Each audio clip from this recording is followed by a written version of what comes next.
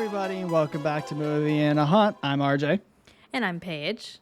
And today we are watching a movie in which the trailer just almost gave me a seizure, The Exorcist.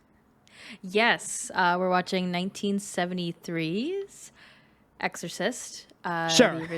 The original, based off a book, which I do have to read. I got to put that on my list.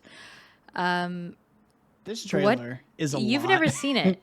Yeah, I haven't, but this trailer was a lot. Yeah.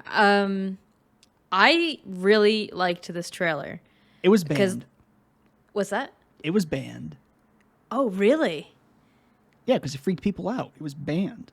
Oh, well, so if you watch the trailer, like he said, forewarn, seizure warning, because lots of flashing. Lots of flashing. Can you imagine watching this in, like, screw a movie theater, just, like, on your TV with all the lights off? Just The watching trailer that or the trailer. movie? The trailer. Oh, fuck no. Funny story, I was actually talking to my parents today because I was telling them, I was like, oh, we're going to be recording, The Exorcist. They're like, oh, yes. So they told me the story again, how my mom, my dad, and my dad's sister, so my aunt, went to the premiere down in downtown New York City. They waited in line, a real long line for tickets. It was so packed in the theaters. My mom was sitting on the steps. My dad was in like the standing area in the back, and they just remember how long ago was it? Forever ago? Almost what? Over 40 years ago? A little over 40 years. It had been 41 years, possibly. Yeah, maybe a little longer. But they said it was an amazing experience. My mom was, like, it was really scary. My dad loved it. His sister was completely freaked out. She's the one that introduced me to horror movies, and I know for a fact it's the only horror movie she'll never watch again. So this is 1973. My question here is, how into Jesus are we in this time frame? I would say we still have a lot of Jesus. We're doing the hippie movement, so there's a lot of more free thinking going to be happening, been happening, but a lot of people, it's still really ingrained into them. Really ingrained. So how does it feel being 48-year-old Nancy Rebecca and you see the face of Satan on your trailer while you're in theaters? Oh, petrifying, I'm sure. It has to feel like, what is this world coming to? Kind of like a satanic panic situation. Did this or Omen come first? That's a good question. I believe this did. Okay.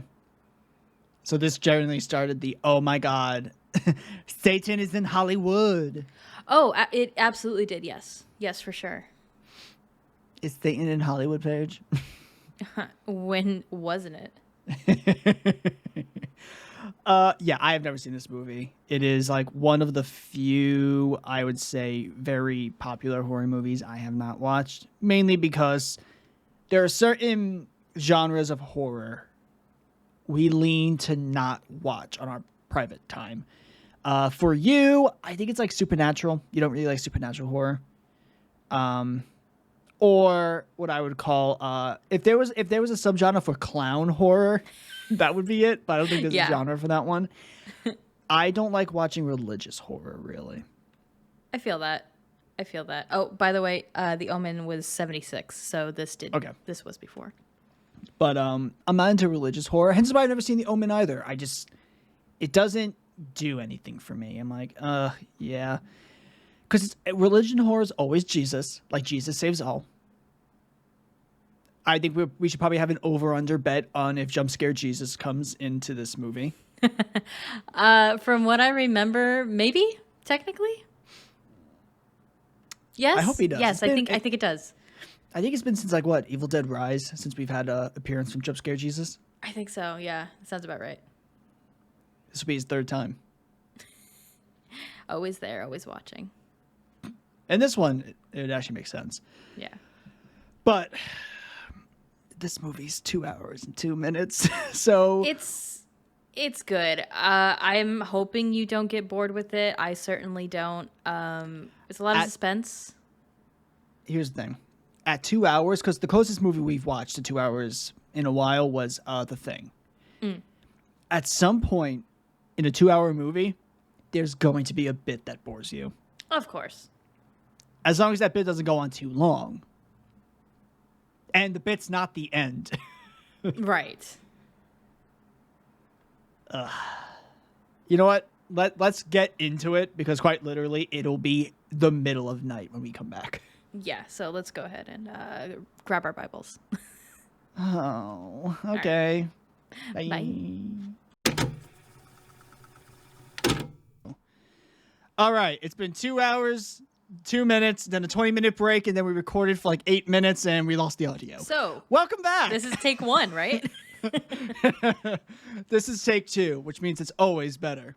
The jokes hit not as hard. All right. Well, I was saying when we first started talking about this movie had more information about all the shit that happened when it came out rather than the actual movie.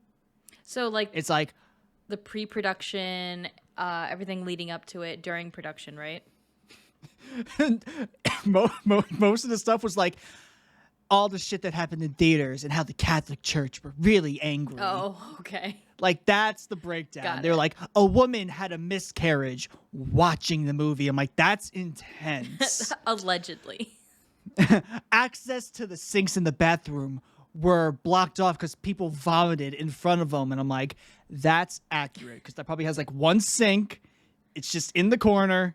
So just one person vomits.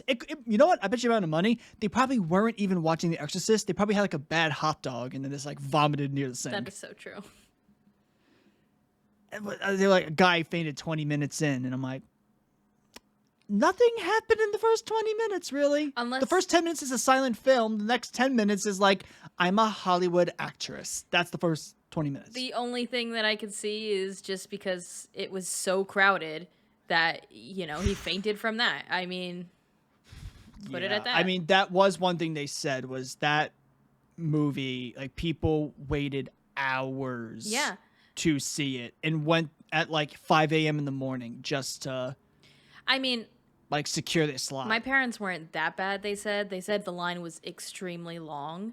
And like my dad, it was so long that my dad went across the street, went to the liquor store, and then like got a bottle of liquor. And by the time they were, you know, getting their tickets, he was pretty sloshed. So the wait was long. And they were sitting on top of each other. So if this was just one theater during the release, I can't imagine the rest of the country. Oh, God. This is the best way I can picture watching this movie would be like if you went on a busy, like a full Amtrak bus. Yeah. Just the heat and the scent. Because it was the day after Christmas, right? Day after Christmas. So think about it. They're going to have the theater a little bit hotter than usual because it's so fucking cold outside. Yep. So then people are like sweaty. So like, yeah, people are fainting. I'm like, Makes sense. Yeah. Yeah. And then depending on what like section, like probably New York had it worst because it's New York. Exactly. Everyone goes to, everyone will go there. And then the Catholic Church was like, the Pope should decry this. We're offended. And I'm like, yeah, the Catholic Church, you're always offended. Shocker. That's your state of being is offended. You say everyone else is offended, but your state of being, your default mood is offended. Also, the director of this movie really did not want this movie to come out the day after Christmas. What did he have an alternative date? March. March? He wanted it in March. He wanted like near Godfather, like how like the Godfather released. Ooh, ballsy. Not when the Godfather released, but like he wanted to follow how Godfather released, which was, I guess they were going to also release in the holiday, and then they delayed it till March because he believed. And here's the thing. Most of the time, I would say this is true. I feel like this movie is an anomaly here. Releasing it the day after Christmas was supposedly Warner Brothers didn't want to release it before Christmas because reasons. But he also believed that releasing it the day after Christmas would hurt the movie because movies that release that Christmas weekend never tend to do incredibly well. Right. Which, like history has shown, is incredibly true. Yeah, I mean, people are with their families. They're not going to be they don't have time to go to the movie theaters. They're, that's not what they're doing. Because, like, it's usually, I always find it funny that the movies that were released in the holidays now are, like, musicals. Yeah, you're right. Like, I don't know if Les Mis was a Christmas movie, but Cats was a Christmas movie. The new Wonka movie was a Christmas movie. I just had to watch you just roll your eyes when I said that, like, Yeah. It was. But basically, this movie was, it had a lot going for it in the sense of just, like, it should have failed. Right. In the 70s, it should have failed. And if you count for, I almost said inflammation. Inflation. If you go for inflation, the movie made over $1 billion when it came out. Can you imagine if a horror movie came out today and they're like, yeah, it made 1.3 billion? No, not at all. Could I'd you be like, imagine? was it a Marvel horror movie? Could you imagine a horror movie like getting nominated for multiple Golden Globes and then sweeping? So supposedly the whole thing was, I guess there are people, wow, the Academy had it out against a movie. Shocker of a century. Oh my God. How dare you? Supposedly, I think it was the director of My Fair Lady, like, really pitted against it and, like, told people, like, not to vote for it. Oh, shit. And I'm like, wow, the Academy Awards. Political. Shocker. Wow. I love how you can win once and then you're part of the Academy. Looking at you, Meatloaf. Fucking Jenny Craig. I don't know your real name. I just know you're Jenny Craig. But the general consensus was Exorcist was the best movie. Yeah. I mean, if you're not a horror fan, but you like movies, you have to watch this for what it did. Sound design, cinematography, editing, acting itself, everything here really fucking hit. So here's my question for you. I believe, after hearing it, yes, Exorcist has the best theme, right? Oh, theme song? Yeah. Oh, absolutely. How many, we discussed this before we were recording while we were watching it. How many horror themes copied or riffed off of this? Halloween is, like, I think the most synonymous one. Like, if you hear this in Halloween, Candyman, I know that's like 30 years later, or like, oh no, it's around 20 years later, actually. But it's still usually it's, if you have a piano, it's going to be something in the tone of Exorcist. Right. Also, this movie had, oh wow. As of 2023, this movie has gotten, with inflation, 9.1 billion, supposedly. Holy God. See, this is, when they say controversy creates cash. This is the example. This would be in the textbook. Oh yeah. Oh yeah. When you teach this in school, right next to it is The Exorcist. Now I will acknowledge this movie was very long on paper. As in, if you saw like you saw me when I reacted when I first saw it when we were going to start watching it on Max. 2 hours, 2 minutes. That's not. We've watched so many horror movies. Anything above like 93 minutes, I start to get a little concerned watching. My skin starts to crawl when it passes the 90-minute. Yeah, like I give you 95 because I understand that you probably have 90 minutes for the movie and then 5 minutes for your credits. And I'll never be like, it has to be 90 because 85 could feel short. But I feel like our last movie was almost, Five Nights was like almost 2 hours, wasn't it? Yeah, it was. And it felt like 2 hours. Yes. And we've just watched a lot of the movies especially a lot of movies that get to 2 hours. If I remember correctly, I think this is the first movie that is over 2. Technically. But a lot of movies that get very close to that 2 hours Drag. usually, yeah. Oh wait, no, this wasn't the long. I don't think this is the longest movie we ever watched. Was it Silent Hill? I think Silent Hill was like 2.5 hours. Motherfucker. Listen, that movie was 3 movies in a movie. It really was. We were 40 minutes in and we thought we were in the third act. Is the best way I could put it. We were like, oh, well, at the hotel. This is like where we've been building up to. 45 minutes. We're like, there's another hour and a half of this shit. How? How much bad? Does it like cut to black for an hour and then I come back and it finishes? I think we time jumped. But see, like, I think Silent Hill is the best example of a movie after like an hour in, we started to check how much longer we had every 5 minutes. Because we were so tired. And then when we didn't check for the time, it's because the movie got so fucking weird. And we were over it by that. Yeah. Or you were doing your thing of looking up fun facts, being like, oh, she didn't wash her hair. Or we were like watching a flashback, and the flashback's like 15 minutes, and we're like, great. I don't think I need 15 minutes of this. This goes to show that if you know what you're doing, if you have the pacing down pat, your script is really well done. Everyone knows what the fuck they're doing. The editing, is on the same track as well. Your 2+ hour movie doesn't have to feel like a drag. It doesn't have to feel like it's 2+ hours. Yeah, exactly. When it's cohesive and things flow correctly, your audience should be engaged enough where you're like, oh shit, it's almost over. Like, I don't want it to be over. And I think this kind of accomplishes that. The best way I can describe this movie is every time we've watched a movie that was long. Silent Hill. I think even Nightmare 3 was a little long. Mm-hmm. One of the Hellraisers, it was probably 4. 4 was probably 80 minutes, and we were like, it was 60 minutes too long. The Thing, The Thing's a great movie, but I think we said we could have snipped a little bit in there, yeah, for sure. Yeah, it's not even like we could have snipped, because if you looked at this movie, most of the time it's like you should have.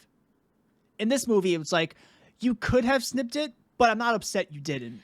Like, I'm fine that you kept it at this length. With the other movies, it was like, you should have cut it. It's really all about the mastery of the craft. When you know how to have it flow, it flows correctly. And this was harder. Yeah. Because you're telling 2 stories at the same time. You're telling Karis, and you're telling Karis and Reagan, and they don't meet until the final 40-ish minutes. Yeah, about. And even before that, we see Father Maris's story as well, and then we cut back to him because everything comes to at the end at the last 30 minutes. So it's possible to have multiple storylines going on and having it flow at the same time.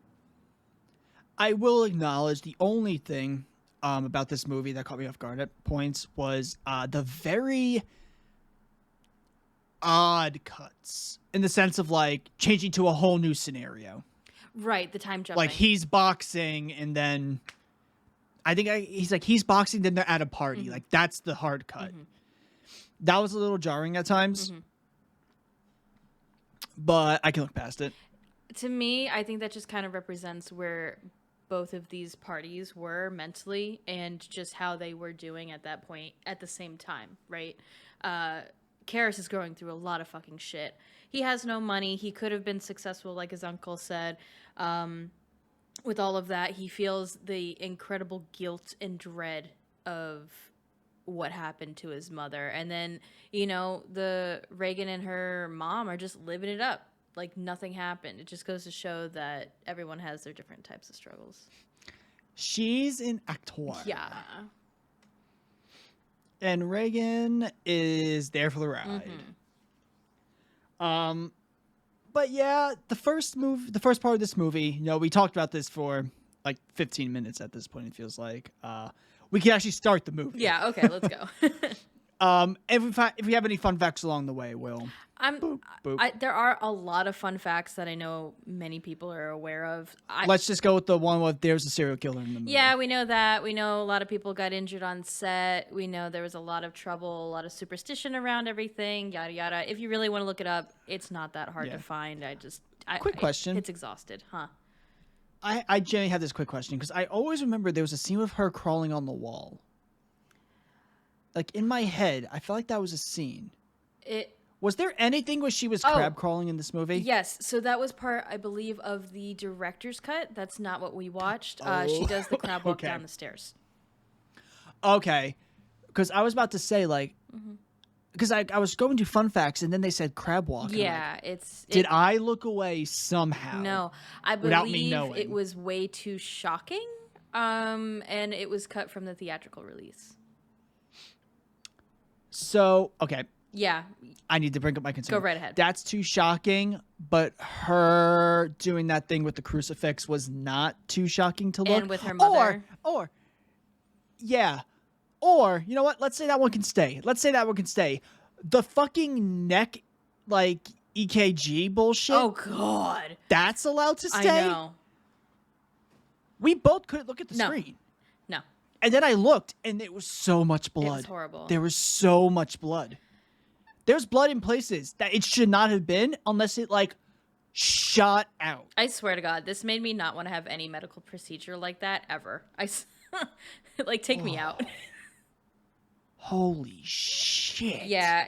That was disgusting. But that's not shocking. Oh, I know. Her crab walking is shocking. It's very interesting what these censors censor, you know? Honestly, I'm shocked they would censor that, but then they wouldn't censor, like, her head rotated around. Right. Because those are both pretty gross. In the same vein. Either way, this movie begins. We get a Marin short film. He basically, it's just like a day of his life. He ends up at a statue.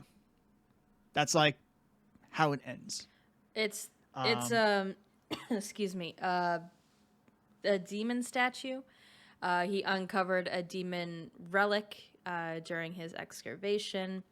He's struggling a lot, both definitely with his health, and I think he's also probably struggling spiritually. I think both of the fathers involved were in some sort of struggle. So them doing this type of work was pretty interesting. I think that's the whole point. Yeah, the first 10 minutes are hard to go through because, like, it's just a very it's not eventful. No, but I feel like it needs to be there. I get why it has to be there, but then discussing it's probably the thing you would glance over because it's like... Yeah, absolutely. I was just going to say how we were talking about how there's certain things you could have cut from long films. You can't cut this. You can't cut it. You could. It just makes the ending of the movie not make as much sense. Yeah. Or it just makes it feel like there's this random character that we're introducing in the final 30 minutes. Right. Yada yada. We cut. Her name's Chris. Yeah, Chris. Right? Mm-hmm. Her name's Chris. She's making a movie and she's an activist because this was... I literally asked you what war was this during because there's a lot of anti-war propaganda, which was in my head like it could be Vietnam. Vietnam, yeah. But I'm not sure this is going to be Vietnam. Yeah, but you confirmed it was. She's living it up. Listen, all the you skipped past a really good shot that you mentioned when we watched it. Oh, I know. I'm still here. Oh, okay. I'm still here. Don't worry. Because there's Burke. Burke is here. Mm-hmm. And I just have a question. All the women in this movie have great hair. And then you go to the guys, and it looks like somebody took, like, a chainsaw to their hair. Yeah. It is layered in ways you do not want your hair to be layered. It's like, cut. It's like, oh, God. Maybe it was the style. Burke is gross. Yeah, he's just plain gross. And is he the one that she was like, Reagan was like, you can bring him because, like, you like him. Is that him? Yeah. Ew. Yeah. Chris. Yeah, I know. Chris.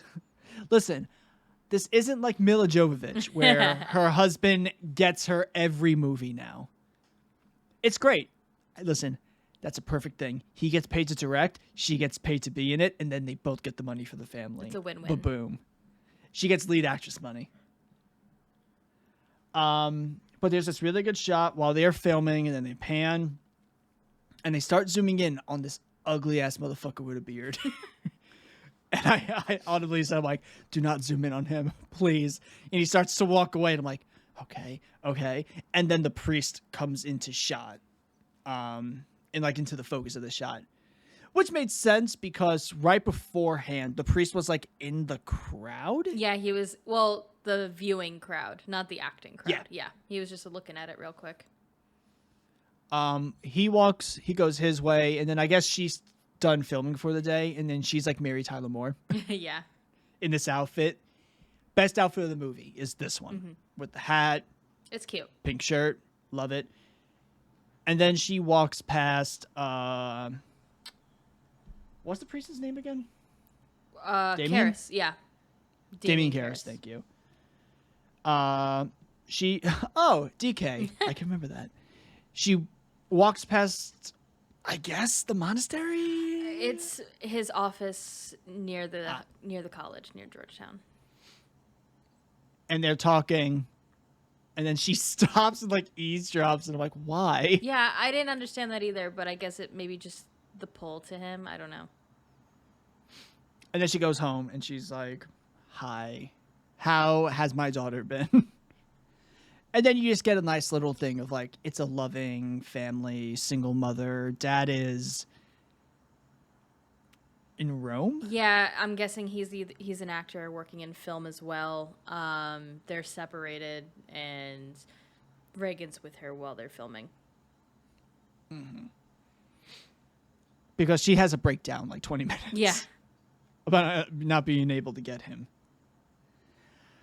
As this happens, we now we get introduced to their family, and then we cut. This is like, I'd say this is the part of the movie where we really focus on Karras. At least for the most on like a single amount of time. This is the most we follow him, because he goes home. He goes to not home to his mother's house, and he just spends the day with her. And she is an old lady. Yeah, she injured herself because she lives alone. There's no one looking after her. She's not living in the best conditions. And he feels incredibly guilty that he left her alone. Because she's in New York, and he probably took the train from Georgetown to go see her. Where is Georgetown?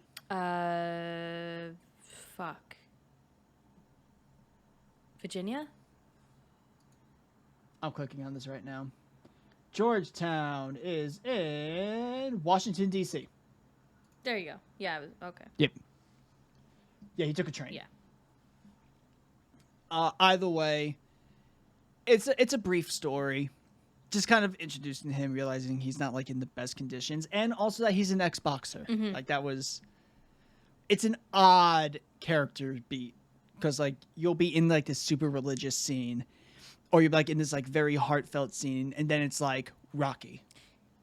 Yeah. At random, it just turns into a Rocky movie. Yeah, I guess we do get some backstory throughout the entire film. He was basically, like you said, an ex-boxer, one of the best psychiatrists that was being educated at Harvard.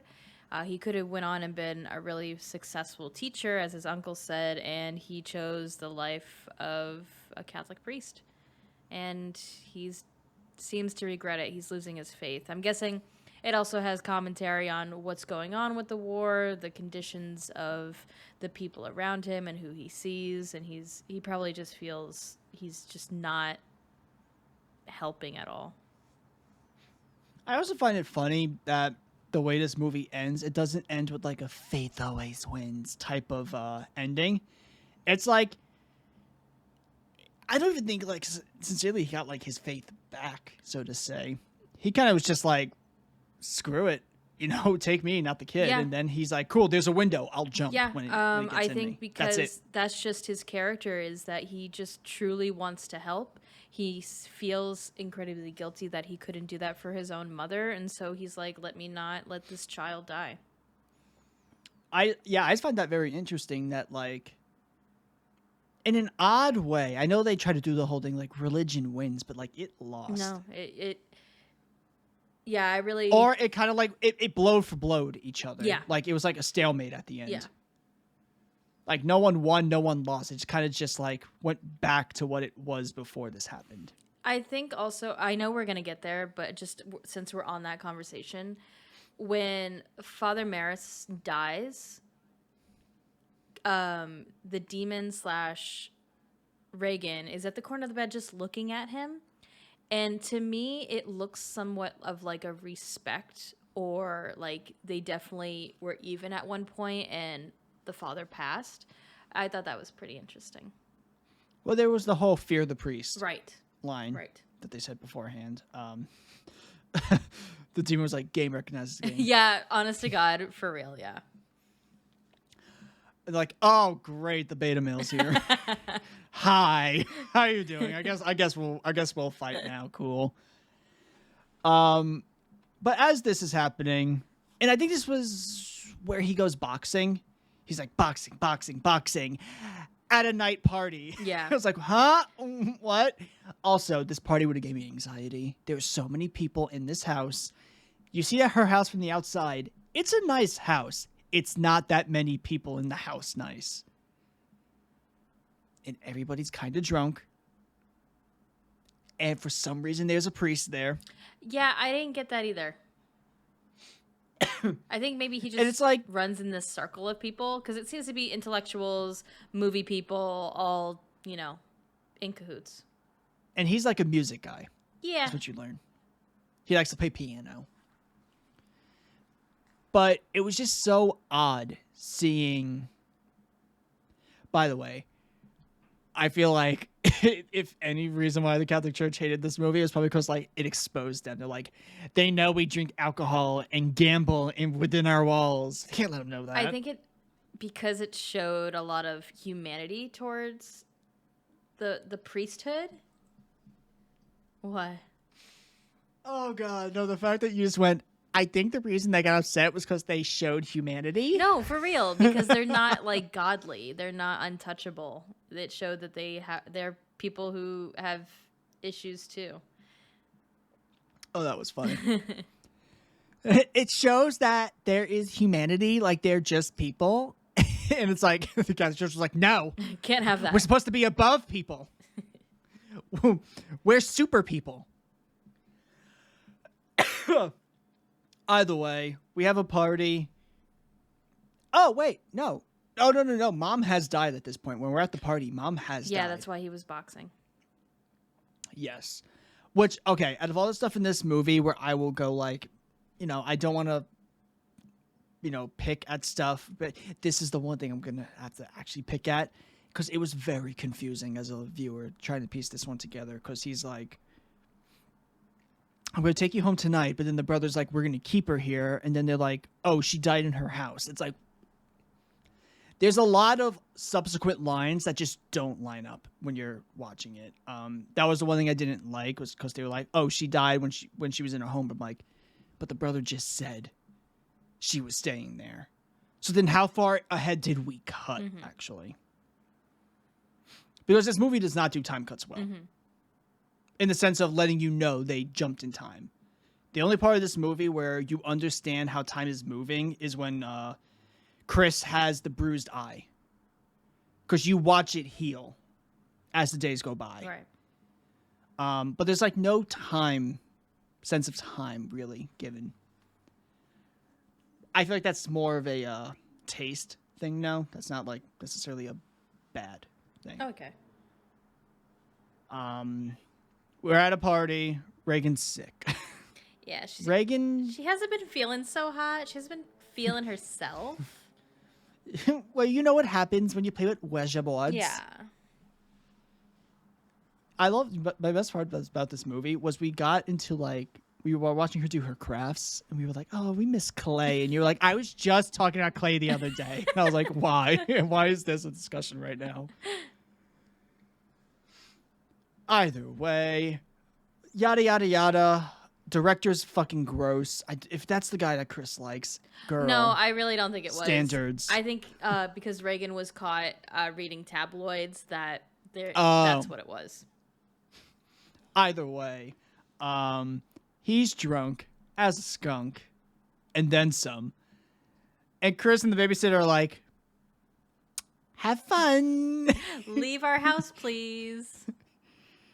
And then I guess like a skeleton crew stays behind. Yeah, it's just the last of the party.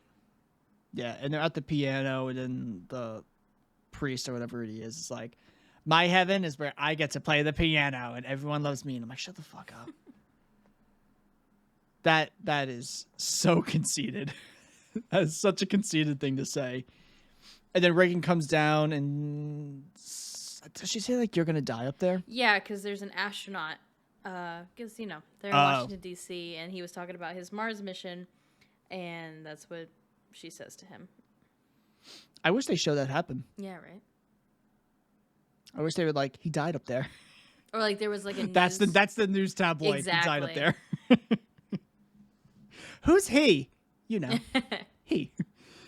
And then she pisses on the floor. Yeah. A lot of this movie could have been solved with Reagan wearing underwear. I'm just saying. A lot of the grossest shit is just, oh, God. Either way, she gets taken into bed. And, oh, wait. Before we get here, let's just go back a little bit first to the birthday, to like her birthday night. And Chris is like hearing something that is not rats in that attic. Oh, God, yeah. They are not. If I heard that, I was like, you know what? It could be rats, but those are like mutant rats. So whoever's up there, they own the house now. I'm out. Yeah, for real. To me, it sounded like if someone was on all fours and then like running back and forth in the attic. It's like someone wants you to open the attic. Yeah, exactly.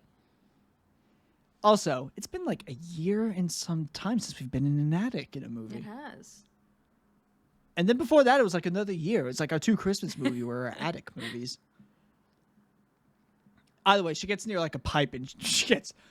I give that woman credit because she got fireballed. Mm-hmm. If she didn't move correctly, that would have singed every part of her face.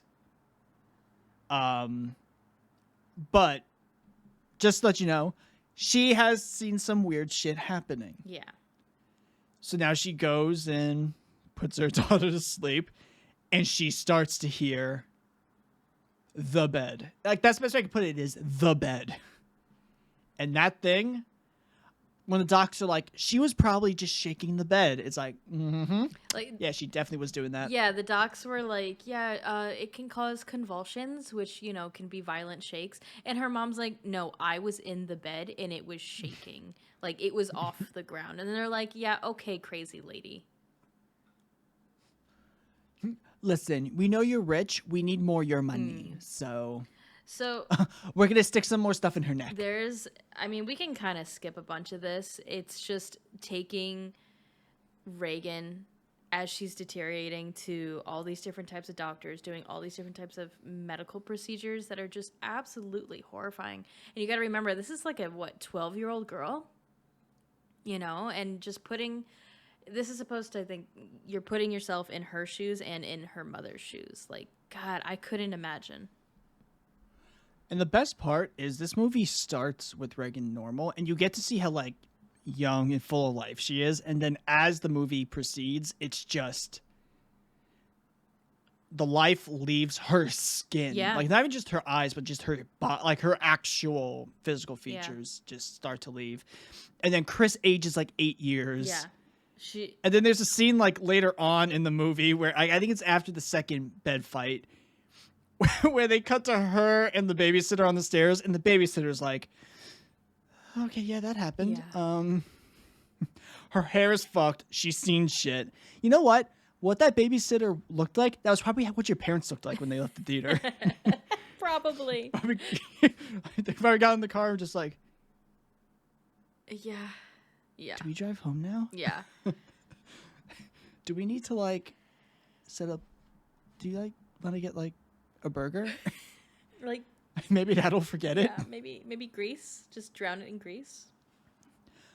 My favorite part of all this, though, is while they're doing the all the stuff with the doctors, and it's disgusting. We've talked about this neck thing multiple times. It's gross. I love it. They're like, it's gonna hurt. I'm like, that's a big ass needle. Yeah, I don't think you just go, it's gonna hurt. Yeah. But there's this part where he's like, when one of the doctors is like, oh, are you going back to LA? She's like, no, I sold the house and I'm waiting for my new house to be built. So we were going to go on a trip all throughout Europe when school is over. And I'm like, yeah, that's just a totally normal thing people do. That was actually a really good moment to show like just the different lifestyles that this family and Father Karras are living. She's like, it was, the best part was, it was so casual. Like, yeah, I'm having a new house built. Because it is. It is, and that's scary. Yeah. I sold it to the guy in the attic. He loves the scurry. He was willing to pay top dollar for it, but he just wants the attic. I don't know why. Either way, that all happens. Eventually, the dog, she gets like in a room with doctors. Yeah, it's like an entire board of doctors at a hospital. My favorite one was there's a nurse there, and it's the same nurse that Karras talked to when his mom was in the ward. Oh, it is? That was the same nurse. Got it. I was like, okay, is that the same character, or were you just like, fuck it? Probably. Seat her down there. Great. As this happens, they were testing her, and nothing was coming up. They go to visit her in the house, and this was the one where she was like up and down. Yes. Like, this was where she was bouncing, and then the doctors are saying, they're like, yeah, it's totally her brain. Yeah, like, it's it making causes her convulse. like inhuman strength, and yep, totally normal. She just needs to be heavily sedated and put in a hospital. In reality, I'm pretty sure one of the doctors was like, so she just like grabbed my dick. I have to like process this now. And you're asking me like what I think. I'm uncomfortable. So after all of this exhausting and traumatic testing, they're basically like, yeah, okay, now you can go see a shrink. And then they go to see a shrink, and she just basically pops the dude's nuts right then and there. Reagan does. And then I'm pretty sure the shrink is like, I'm not going near her again. Yeah, fuck that. And then who goes Exorcist? Is it the doctor that says the last choice is exorcism? No. From what Chris tells Father, because she gets in contact with him, that he came highly recommended because of his psychiatry side of his career. And I think the fact that the detective has come in and was like, hey, what's his fucking face is dead right outside your window. That's kind of crazy. Someone needed inhuman strength to twist his fucking head around into a 180. Chris just makes a 1 + 1 = 2 connection there. Yeah. It's like, okay, well, something's incredibly wrong with my daughter, and it's supernatural. Oh yeah, she killed the director. Reagan killed the director at some point. The babysitter, good on that babysitter. She was like, I'm gonna go get some medicine, and that kept me alive. Yep. You know what's my best part about this movie was when she ends, she's like, you know what? I'm good. You guys can get another babysitter. Yeah, that's 100%. She's like, I've had enough. Did you see me on the stairs like 20 minutes ago? Like, I can't handle this. I was done then. You don't pay me enough, lady. And I know. It's like, I had to deal with this. I had to go and check on her and see the words help me just like scarred into her body. Mom doesn't know I saw that one. That one was kept secret. But I'm pretty sure the doctor brings up exorcism first. Maybe, but I'm not sure. Because he was like, he was talking about like, Catholics and da-da-da-da-da. And she was like, are you religious? That was the discussion. It was like, are you religious? Is she religious? Is anybody in the house religious? And then somehow there's like a cross underneath her pillow. Mm-hmm. Don't know how it got there. Like, if it was in the movie, like they showed it getting there, I missed that part somehow. So she goes to Karis. Karis has also had an interaction with this fucking really weird detective. Yeah. He's an odd fellow. If you told me he was part of the FBI, I would have thought he was the federal booby inspector. Like, that's how weird this dude is. He's talking about movies. Well, he's trying to be like, hey, Father, I know that someone killed this director. Who would be? And Karis is like, I have no fucking idea what you're talking about. Get out of here. And in reality, he's right. He has no fucking clue what he's talking about. The only person who knows what he's talking about is Chris. Yep. So she goes to Father. Father's like, I'll meet her as a psychiatrist. She's like, great. If you know what? The one thing I will fault Chris for, I would have been like, Father, you should wear a cup.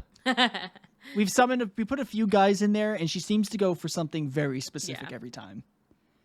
Just warning. Let's get you into some football gear. Actually, football might be enough. Put on this hockey gear. Helmet as well. Trust me. But make sure you have the glass above you. She's gonna vomit on you. It's gonna be gross and it's gonna be very thick. It's gonna be very puddingy. She goes in and she's tied to the bed. I like how I think the maintenance guy is like, she doesn't want to be strapped anymore. I'm like, I don't think she has a choice. You have a choice in this one, dude. Goes in, and the first discussion's very... Best way I could put it is I paid more attention to the second discussion. The first discussion was kind of just like a sup. The first discussion is he's trying to check the boxes of, does this fill out what I can get for an exorcism? But then he has to come back and record it. Right. No. He's recording the first. Yeah. Oh, yes, you're correct. Yeah, the first one's a very blink and you miss, kind of just like a hi, and then he's like, oh, okay, yeah, something's up. Let me get my proof. Yeah. Yeah. And then he gets the proof. Kind of. And as this is going on, beforehand, we had the scene of Reagan attacking herself with the cross, and then she force summons the armoire onto Chris, and Chris has a black and blue eye right now, so she's always in glasses. So he comes back the second time, and that's when they have the holy water. That's when they do all the recording, and then that's when he brings it to the guy. He's like, what language is that? And they're like, English. It's just backwards, dumbass. Yeah, and the holy water that he used was just tap water. So he's like, well, it seems to be a fake. But then he goes home and he listens to the recording over and over again, and he finds it keeps talking about Marin, yeah. Again and again. Which, if someone can talk backwards that well, I would be a little concerned. Mm-hmm. I'd be slightly concerned. And also, fear the priest. I feel like that's a red flag. Yeah. If you're a person. Either way, he gets the approval, and then Marin's just walking in a forest, and his messenger boy somehow finds him in the middle of the forest, and he's like, letter. And then he's like, all right, let me go take my heart medication real quick. I'll get on a plane, I guess. And then he appears. And in those children's movies where the evil grandpa appears, he's like, hello.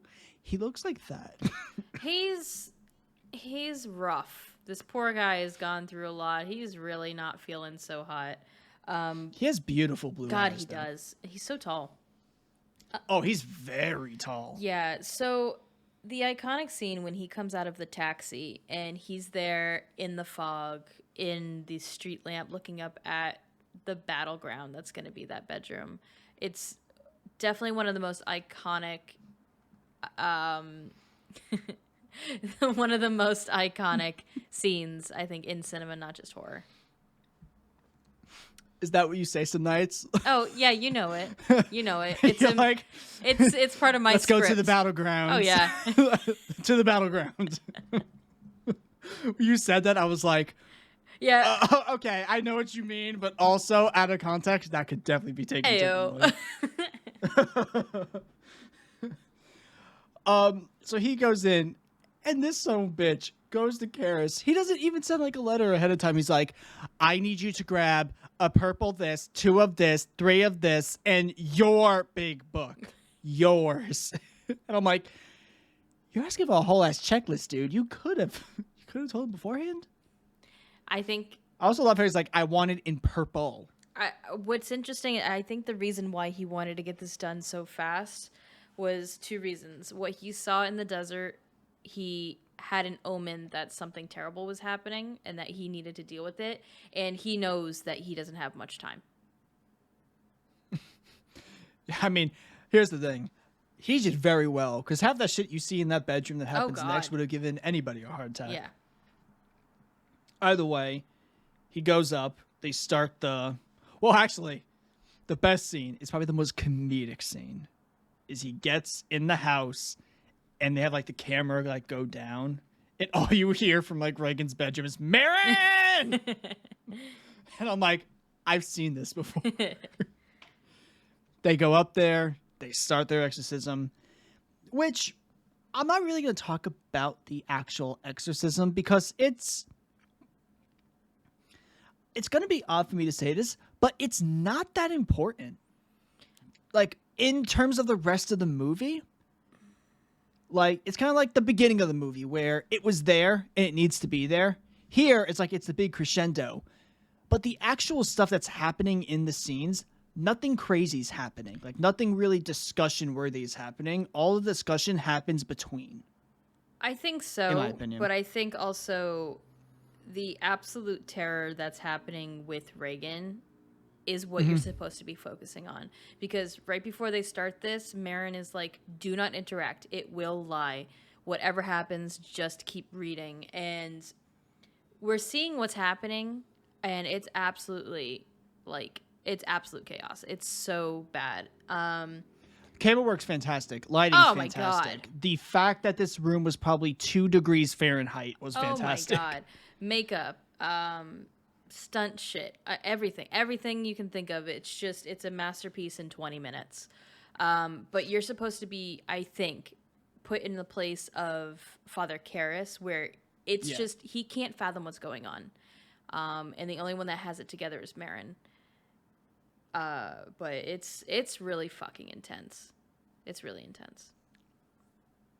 I say like it's not discussion worthy. I mean, like, more in the sense of the context of this show. Yeah, of course. Yeah, it's hard to really, because most of the time we can talk about stuff. This is one of those things where, like, at the beginning of the movie, we can't really go beat by beat because it's kind of just like you have to watch it. You got to absorb it. That's to fully pretty much understand it. Yeah. There's very few things. We could go through the rest of this movie. We can discuss what happened in this movie. We can make the funny ha-has and all that stuff. Here, it's like they do an exorcism, and that's all I can tell you, because a lot of this is just you just have to watch it. All I can tell, but the only thing I can openly say is that place had to be freezing. Yeah. For like, and also they did a really good job. We watched it in 4K, hiding the wires. Yeah, I was really surprised because there's like shadows, and you can't hide shadows, you know. They did the first part of the exorcism. Marin has a heart attack in the bathroom. No. He's having an episode. Oh, he goes back in. Yeah, he's having an episode. He takes his medicine. Everyone is absolutely drained. Mom's drained. The fathers are drained. Reagan's drained. And they go in for round 2. And Karras gets kicked out. Yes, because he went in by himself and was trying to convince the demon that it's not his mother, and he was just breaking down. And Marin's like, "You're fucking done. You're a liability at this point." So let the guy who's actively having a heart attack do this instead. Yeah. And so I feel like this is a scene where it's just like Marin passes away. He has a heart attack. And then like Karis comes in and starts beating Reagan. Yeah. Real quick. It's a little uncomfortable. Yeah. Real quick, though, the scene with the mother and Father Karras where he realizes, like, he has to do this. For his redemption, to help this family as well, he needs to go up there. And that shot of Chris and the father going up the stairs is also very significant. But yeah, him beating up a child is a little oof. And then he's just like, why can't you just take me? Yeah. Because I'm more sexalicious. And the demon's like, you're right. So I'm going to make you Fergalicious. The makeup. And then he's like, jump out the window. The makeup right before he's jumping. Ah. Yeah. Mwah. It is very good. And he sees the window and he's like, I'm going to yeet myself out of this thing. And because for some reason, the back of this house leads to like a 5-story flight of stairs. Don't ask me why. The tumble that the stunt person does looks actually really painful. It's the 70s. Yeah. Like, the best way I can put it is, like, in today's world, you're a stunt person. In the 70s, you're a professional faller. Yeah. That's kind of it. It's like, what's the padding? It's like, I'm wearing 3 pairs of sweatpants. That's my pad. Real quick, the moment where Karras is down at the bottom of the steps and the other father is there, for some reason, this go-around, I don't know, maybe because I'm old now, but this go-around, that moment was kind of emotional with him getting his last rites. I don't know. It was well done. I feel like you and I have 2 totally different opinions, because, but at the same time, anytime there was a church scene, you knew how to respond. I totally blanked that out of my memory. It's ingrained in me. I mean, I'm not even religious anymore, and I can go into a church and recite the entire fucking thing. It's terrible. I was like, I repressed it so much, I think I killed it. And then Karras dies. Oh no. That means we're not going to get any more of his Rocky montages. Literally, there's like him boxing, him running. It's like, it's a lot of, it's like he's in the gray sweats. Oh yeah. And Chris is like, get the fuck out of the house. She's like, listen, you're not finishing school. We're not doing any of this. We're done. We're hiring the comany today. We're leaving on Wednesday. Get your shit. And then the babysitter, she's like, oh, you can come if you want. The babysitter's like, no. I'm getting far away. And then the maid stays behind at the end. I'm like, get out of the house. Vacate the Girl, area. get out. But it ends. She can't remember. I think that was probably the most interesting thing. Reagan doesn't remember anything. She says she doesn't remember, but the way she reacts to the father and seeing the little white piece, I always forget the name. Either she did completely forget and knows that being like a priest is significant in saving her or making her feel better, or she really does remember everything and this is her thanking him. Yeah. I choose to believe it's just a, what would you call it? Kind of like a, I don't know. More in the sense of just, she has a strong gravitation towards that because it's the white collar. Right. So I think like maybe she doesn't remember, but kind of like there's something in the emotions that remember. And then they go away. And then they give him, that's Karras' necklace, right? Correct. At the end. They give it to Dyer, I think is his name. And then he's sad. I'm like, you guys had like a drink in a room. That's your relationship. And then the movie ends. And then we get 2 shitty movies. And then we get the next movie that we're going to watch. Which I've also heard is incredibly shitty because it has multiple Razzie Award nominations. Oh boy, going from a winner to a loser. However, Jennifer Nettles of Sugarland is not nominated for worst actress in a movie. Well, let's get into this roundup. I know we kind of gushed about the movie already, so we'll keep it short. Everything across the board. Oh, Yeah. Can I just talk about one more thing? Yeah, go right ahead. Because we missed it, but I love this scene in the movie. After the mom passes away and Karis... It's where they have the drink after the party. And Karis falls asleep and he has that dream. Oh, yeah. At the subway. And it's like him at the end of the street and her coming out of a subway station. And as he's running, you see the Pazuzu kind of like jump. And then the mother goes down the stairs. And I was like, is that symbolic of her like going to hell? Like that's the... Or what the he's symbolism interpreting, yeah. Yeah.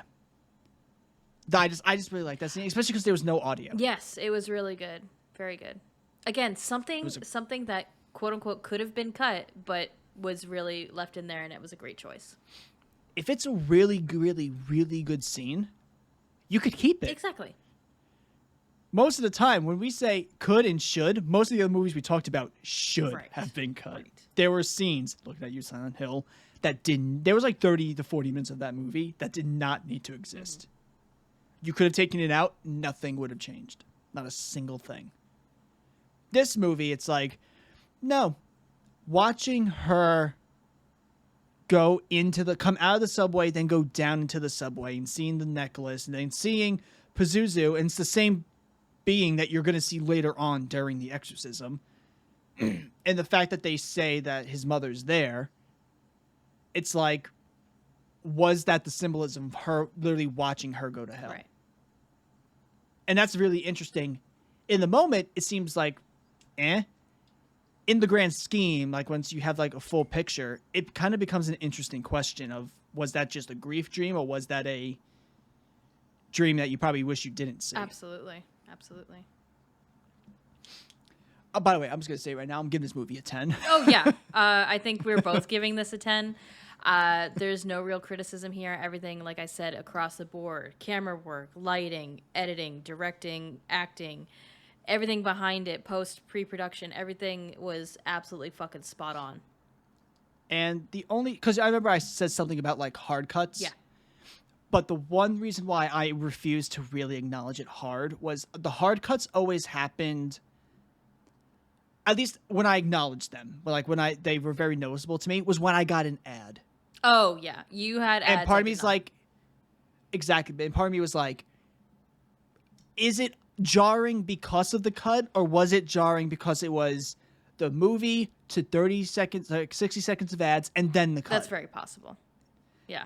And so I'm not going to really dampen a movie when I know wholeheartedly it could have just been, that was the exact moments where the ads were, and that's when I felt the weirdness. That could have been it, because since I didn't have any, I was not jarred whatsoever.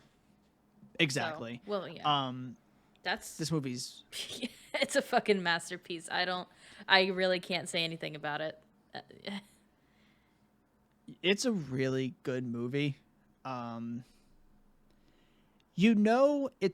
I find this interesting because a lot of this episode was discussed more about like production and like all this other stuff. It wasn't really plot heavy. Mm-hmm. This was just more of a discussion piece. If you have I wouldn't even say, if you have a simple plot, but it's really well done, that's a great movie. You know, I don't need convoluted shit. But also, I think this just shows, because here's a fun fact. The Warner Brothers executives, once the movie, they were, like when they preview screen the movie to get like initial reactions, just to see what needs to be cut, what needs to, all that stuff. They're on record for noting that like when the movie ended, everyone left, but everyone stayed outside and continued talking about the movie. Like everyone just kind of talked, and that's how they knew they had something, was just no one left, everyone talked. It stayed in people's minds. And that's the best way I could put this movie. When we talked about, because we've always had here's like a behind the scenes thing. We've always had a really hard time talking about really good movies. Yeah. That's like one of our weaknesses. It's our kryptonite. Yeah. Quality is our kryptonite. We like trash. Because it's so hard to talk about a really good movie when it's just a really good movie. Because there's nothing... And so the episodes end up being like an hour of us talking in circles because we have nowhere to go, really. Right. This movie, it's so good, it becomes a discussion. Right. And what makes it good. Like, and discussing... I don't know. There's theories about the movie, multiple meanings, layers of what this means and what that means, and there's a lot of here to unpack for sure. It's not just a good movie; it's a good movie with a lot of substance. And because we always talked about like the original Scream, it's like the original Scream is just a good movie. Yeah, it's just a good. It's not a discussion. It's a good slasher. That's it. This movie, it's like it's so good, but how good it is, you don't. I'm now saying this like probably 59 minutes into this conversation post movie. You don't fully start to realize how much you enjoyed it and how good the movie was until you start talking about it right after. Yeah, it's definitely a movie where even if you watch it separately from whomever and then you're like, hey, did you watch that movie last night? Yeah. Okay, let's talk about it for a fucking hour and a half, you know? Because you can. Yeah. And the thing is, I'm not talking about a lot of behind the scenes stuff because we would be here for 3 to 5 hours talking about this. And here's the thing, I wouldn't really get tired because it's that good of a movie. And I'm so sad because we're going to go to Exorcist Believer and it's not going to be that good. Yeah, so surprise. Our next movie is, I guess, the technical follow-up. I know there's like 2 or 3 other movies of this line with Linda and everybody. But we're going to be doing the most recent one. And Linda's back. Yeah. Linda comes back. Yay. I hope that Imagine Dragons Believer is the theme to that. Oh, God, please. Just to make it even better. So, yeah. But for the next movie, what I'm anticipating is, you know who made the movie, right? No. It's Blumhouse. Oh. I'm expecting a Blumhouse movie. Yeah. And that's probably why I feel bad about saying this. I'm expecting a boring movie. Yay. And the last time we watched Boring... You know it's the same length as this one, right? Are you fucking I'm kidding not. me? Go ahead and look it up while I do the rolling credits. Oh, hell So no. everybody, thank you for joining us for The Exorcist, a absolutely beautiful masterpiece of cinema and horror altogether. We will be watching The Exorcist. What's it called? Believer. 111 minutes? Yeah, that's how long it will be. This movie's only 10 minutes less than this one? Yep. Mm-hmm. No. Yeah. No. So while he has a moment... I don't want to. I retract all my statements. We're not doing Exorcist. We're doing something else at this point. We'll see. Anyways... I can't take Sugarland for 2 hours, Paige. Please find us as Movie and a Haunt at YouTube and Spotify. Please comment, like, subscribe, all that good stuff. RJ is having a conundrum. And why the fuck is Leslie Odom Jr. and Jennifer Nettles the 2 leads of this movie? Thanks for joining us, and we will catch you next time. Bye. Fuck. 5 in the